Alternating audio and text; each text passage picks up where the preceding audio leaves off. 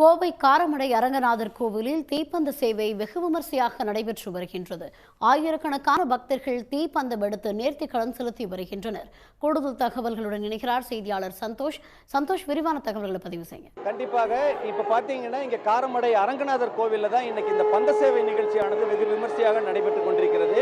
இங்க அதாவது இந்த காரமடை அரங்கநாதர் கோவிலை பொறுத்த வரைக்கும் பாத்தீங்கன்னா கோவை மாவட்டத்தில் இருக்கக்கூடிய வைணவ திருத்தலங்கள்ல ஒரு முக்கியமான ஒரு திருத்தலமா இந்த வைணவ திருத்தலம் இந்த காரமடை அரங்கநாதர் கோவில் இருக்கிறது.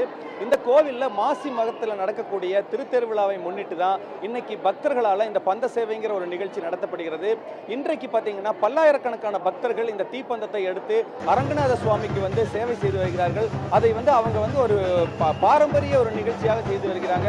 இவங்களுடைய முன்னோர்கள் காலத்திலிருந்து இந்த பந்த சேவை எடுத்து அரங்கநாதர் கோவில்ல அந்த சேவை செய்யறதை அவங்க ஒரு வழக்கமா கொண்டிருக்கிறாங்க. இந்த பந்த சேவையானது எதற்காக நடைபெறுகிறது, இதனுடைய ஐதீகம் என்ன அப்படிங்கிறதை குறித்து இந்த கோயில் குருக்கள் நம்ம கிட்ட இருக்கிறாரு. அவர்கிட்ட கேட்டு தெரிஞ்சுக்கலாம் இந்த பந்த சேவையானது எதுக்காக நடக்குது அப்படிங்கிறது குறித்து. கண்டிப்பாக காரமடை அரங்கநாத சுவாமி திருக்கோவிலுடைய பாரம்பரிய நிகழ்ச்சி தேர் திருவிழா, மாசி மக திருத்தேர்விழா.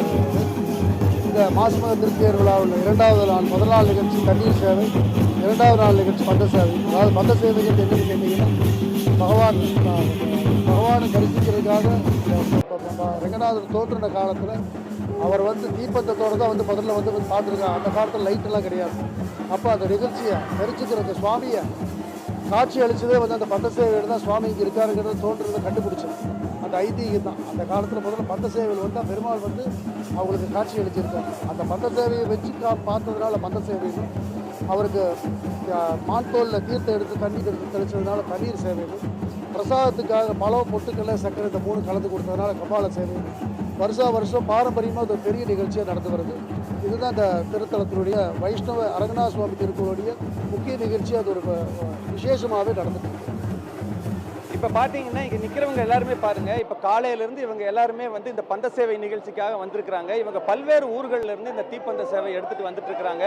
இவங்க எல்லாருமே பாத்தீங்கன்னா அவங்களுடைய மூதாதையர்கள் காலத்துல இருந்து இந்த பந்த சேவை நிகழ்ச்சியானது செஞ்சுட்டு இருக்கிறாங்க. ஒவ்வொருத்தருமே பாத்தீங்கன்னா ஒரு வேண்டுதலாகவும் செய்யறாங்க. அவங்களுடைய தாத்தா காலத்துல இருந்து இந்த பந்த சேவை நிகழ்ச்சி எடுத்துட்டு இருக்கிறாங்க. இந்த மாதிரி அதாவது தேர் திருவிழா முடிஞ்சதுக்கு பிறகு இந்த ரங்கநாதர் கோவிலில் நடக்கக்கூடிய இந்த பந்த சேவை நிகழ்ச்சிக்கு இவங்க பாரம்பரியமா இந்த பந்த சேவையானதை எடுத்துட்டு இருக்கிறாங்க. இதை பார்க்கறதுக்கு அதாவது இன்னும் கொஞ்சம் நேரம் ஆக இந்த பந்த சேவையினுடைய ஆட்களுடைய எண்ணிக்கை அதிகமாகும். இதனுடைய ஐதீகம் அப்படின்னு சொல்லி பார்த்தீங்கன்னா அரங்கநாத சுவாமியை முதல்ல பார்க்க வரும் பொழுது இவர்கள் தீப்பந்தம் எடுத்துட்டு அந்த மேளதாளத்துடன் வந்த ஒரு ஐதீகத்தை நினைவுபடுத்தும் விதமாகத்தான் இந்த பந்த சேவை நிகழ்ச்சியை தொடர்ந்து நடத்திட்டு இருக்கிறாங்க. இந்த பந்த சேவை நிகழ்ச்சியை கோவை மாவட்டம் மட்டுமல்லாது பல்வேறு மாவட்டங்களிலிருந்து வரக்கூடிய பக்தர்களும் இந்த பந்த சேவை தண்ணீர் சேவை செய்துட்டு இருக்கிறாங்க. இது வேற எந்த கோயிலையும் நம்ம பார்க்க முடியாது. தமிழகத்தில் இருக்கக்கூடிய பிரசித்தி பெற்ற இந்த ரங்கநாதர் கோவில் தான் இந்த அளவுக்கு அதிகமான ஆட்கள் இந்த தீப்பந்த சேவையானது எடுத்துட்டு வராங்க.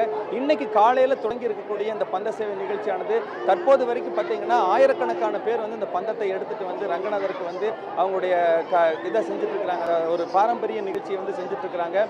தொடர்ந்து இன்று மாலை இரவு என அதாவது விடிய இந்த பந்த சேவை நிகழ்ச்சியானது நடைபெற இருக்கிறதுன்னு தான் சொல்லணும். இதற்காக பார்த்தீங்கன்னா பல்வேறு ஊர்களிலிருந்து இந்த தீப்பந்தத்தை எடுத்துட்டு இந்த பக்தர்கள் இங்கே கலந்துட்டு இருக்கிறாங்க. தொடர்ந்து இந்த தீப்பந்த சேவை நடக்கிற காரணத்தினால பலத்த பாதுகாப்பு ஏற்பாடுகளும் செஞ்சிருக்கிறாங்க. இந்த கொரோனா காலகட்டத்தில் இந்த திருவிழாவானது நடக்கிறதுனால பல்வேறு முன்னெச்சரிக்கை நடவடிக்கைகளும் இந்த கோயில் நிர்வாக சார்பிலையும் கோவை மாவட்ட நிர்வாக சார்பிலையும் நடந்துகிட்டு இருக்குன்னு தான் சொல்லணும். தகவல்களுக்கு நன்றி சந்தோஷ்.